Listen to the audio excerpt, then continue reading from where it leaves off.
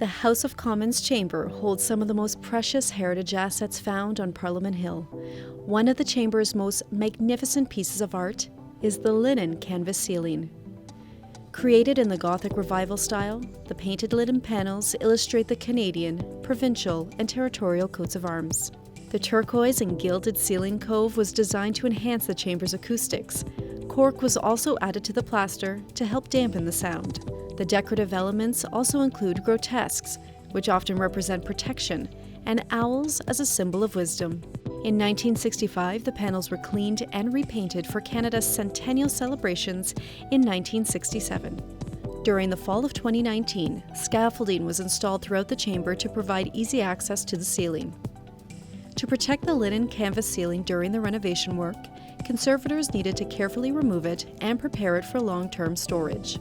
Specialized equipment was required to carefully support the ceiling panels while they were being removed. The panels were delicately rolled and covered with protective sheeting.